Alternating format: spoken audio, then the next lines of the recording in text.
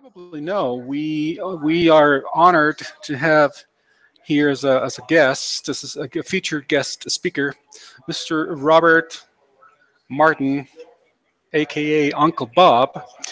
Which I mean, who has kindly given me his permission to address him as Bob. So I guess that everyone can do the same thing as well.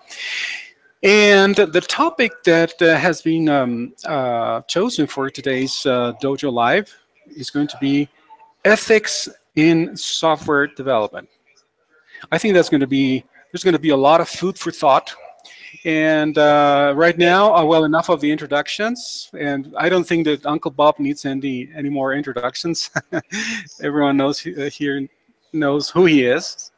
So, Bob, I'm going to turn on the mic and the camera to you. Again, welcome to Dojo Live. And I hope that the guys here enjoy the show. Thank you. Thank you very much. There you go. And I presume we're all set to go. We're all set to go, Bob. All right. So, ethics in software. What a boring sounding topic. So let's set the stage here. How often do people in the civilized world interact with software? How many times per hour or per minute or per second are individuals in our society interacting with software? And the answer to that requires you to look around the room. First of all, you've got probably a smartphone somewhere nearby. Most people interact with their smartphone fairly frequently. You pull it out to check Facebook. You pull it out to check Twitter. You check your email. Maybe you've got some other apps on that phone. So you're probably interacting with that software fairly frequently. But then look around elsewhere. What appliances are on the wall that have software in them? Do you have a thermostat on the wall that has software in it? Do you have a speaker on the wall that has software in it? Is there something else that has software in it? Look out in the roads, those cars out there. How much software is in those cars?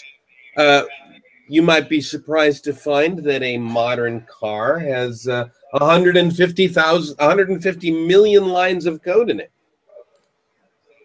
And the code in that car is controlling rather large amounts of the car. My wife, for example, has a car which has a front-looking camera, and it can see the lane markings on the road.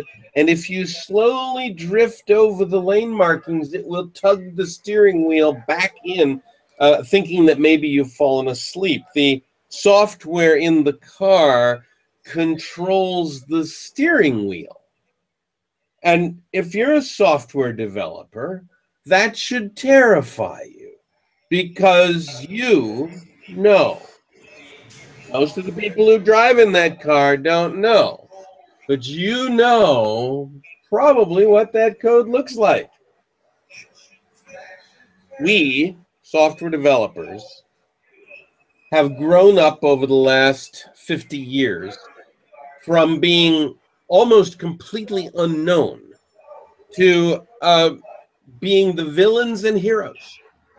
For example, remember Jurassic Park, the movie? The villain in that movie was Dennis Nedry, a programmer whose evil plot was what really destroyed Jurassic Park. Or think about the Minecraft game. I was in Stockholm not too long ago, and I met with the guys who made Minecraft. The company's name is Mojang. And I hung out with them for a while. I gave them a few lectures, and then we all went out for beer. And we were sitting outside in a beer garden in Stockholm, and just minding our own business, chatting. And a young boy runs up, and he's an American boy. And he happened to be visiting Stockholm, but he runs up and he recognizes one of the software developers. His name was Jeb. And he says, "You Jeb?" And Jeb says, yes, I am. And the boy is all over him.